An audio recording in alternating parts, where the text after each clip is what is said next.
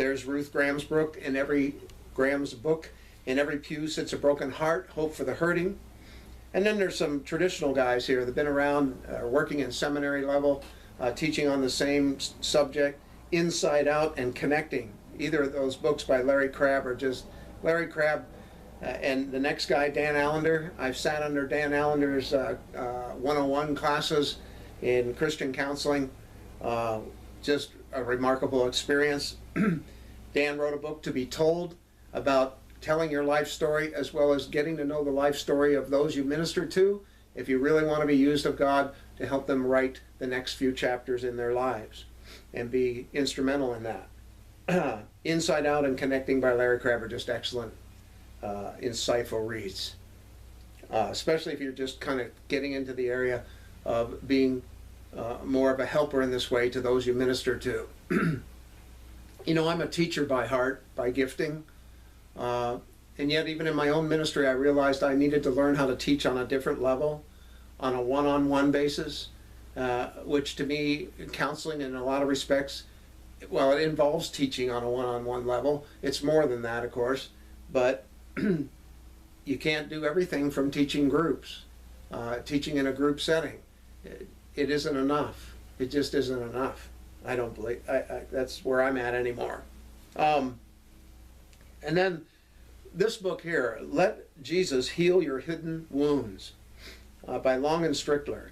This is like a how-to manual of how to minister one-on-one with people in such a way that you can do it in God's presence and that the Holy Spirit can use you to help pinpoint incidents in people's past that are still causing them pain today.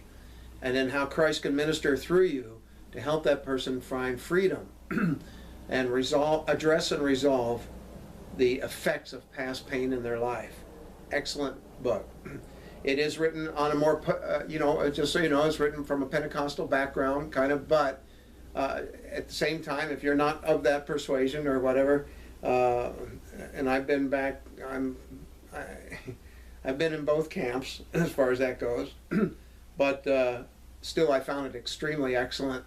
And they do a good job of talking about what can be the sources, the underlying ground level sources for problems that people have, whether it's mental health, things that, forgiveness situations where people just need to be led to how to forgive those who hurt them in the past, and where demonic might come in, you know, and that was really done well too, because I'm careful in that area. Let's just put it that way. I'm not quick to assume that demons are the reason for people's problems all the time. Anyway, and then William Backus. This is not William Backus from not the actor, you know, from A Mad, Mad, Mad World or all those movies, Mr. Magoo. This is a different William Backus, Christian counselor and minister. This is great. He's written a series of books. They're all about telling the truth to yourself, telling the truth to troubled people. The whole idea is we got to help people tell God's truths to correct their unhealthy core beliefs that are deep within them and causing the way they think and behave. Excellent stuff. He gets into great detail about helping people with depression, helping people with a lot of anger, with specific things, specific truths they need to learn to get to the roots of their anger, depression, and those different things. You know, good stuff. Getting Love Right is by Terence Gorski. It is not a Christian, he's a psychologist, he is not Christian based, although he understands spirituality and the need of it. I just like his book because it goes into such great detail to show how your family of origin affects you. I used this book in drug and alcohol treatment in groups that I did, and it helped me. I saw things that I kind of knew were there, but I had trouble pinpointing them and articulating them. Gorski's work really helped me understand how my family of origin, my mother and father, my relationship with my brother, how those things affected me. Good stuff. You know, again, it's not a Christian base, but it's still good. There might be a Christian-based version out there. I'm not sure. I'm still researching all this. Norman Wright a longtime Christian author. He has some good books that I would include on this list about ministering to people who've had traumatic incidents in their lives and things like that. He's been a Christian counselor for many years, written a lot of good stuff. This book by Robert Kellerman, Soul Physicians, I do recommend this one a lot. It's a theology of soul care and spiritual direction. I like that terminology because I believe God calls us as ministers to be soul physicians. Just as medical physicians minister to physical needs of people, and mental health people can minister to mental health issues, soul physicians, that's what we're called to be. However, we minister, through the Holy Spirit, as God directs. We minister to body, mind, and soul, and spirit. But anyway, it's a thick book, but boy, it is good. He starts from the beginning where all the trouble comes from the fall, and goes through all that, and it's just so thorough. And you'll come away with that with a good theology and understanding of what you're called to be as a minister. You're not just a preacher of good news. You are a life imparter of good news. But it's good stuff. I would say that's a must read. And then last is this that I've read in part, Soul Guide, Following Jesus as a Spiritual Director by Bruce Demarest.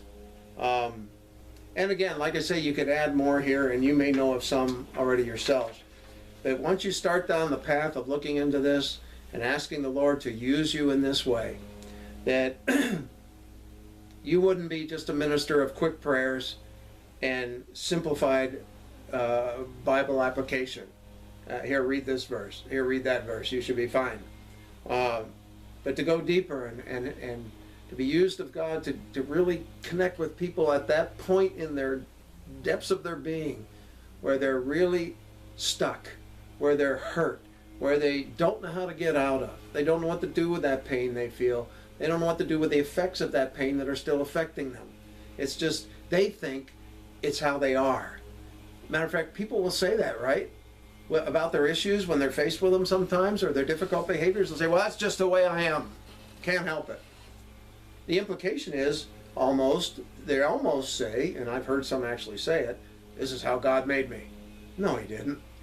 He didn't make us to be grumpy, angry, bitter, obnoxious, intimidating, and all those behaviors we looked at. Those aren't of the Spirit. Those aren't of Christ. And they will inhibit your joy.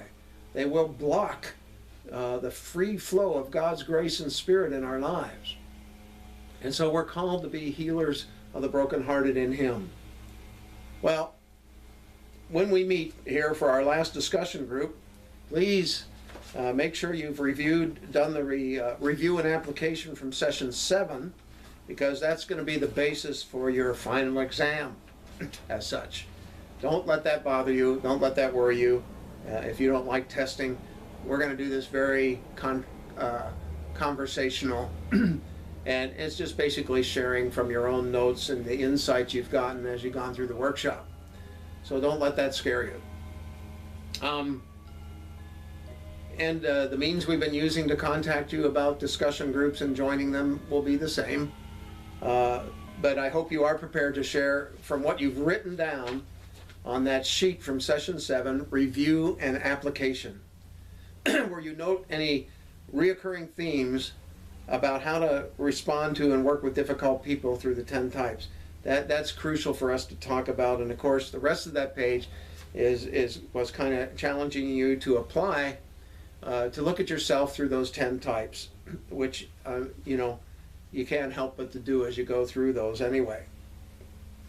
Well, thank you. It's been a blessing doing this, and I just love the discussion groups because I finally get to hear your voice, and we meet and get some input back from you. I get to hear your heart. I get to hear what God is saying to you and doing in your life. And so, pardon me, thank you for being part of the workshop. Again, and I'll say this to you in the discussion groups, as an alumni of completing this workshop, you get a certificate of completion, but also I encourage you to turn around and use the materials in your own church and ministry if you like. And,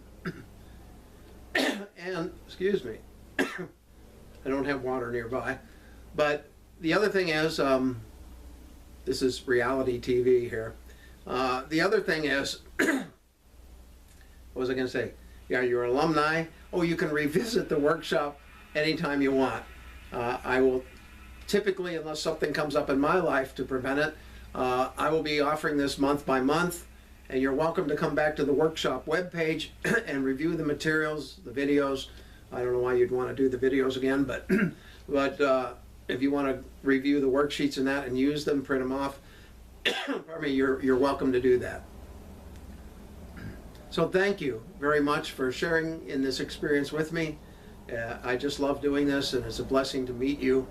And may the Lord bless you in your continued ministry, and may you find the things you've learned from here applying in practical situations and enabling you to minister more effectively to hurting people. God bless you, and thank you for being part of this. Bye.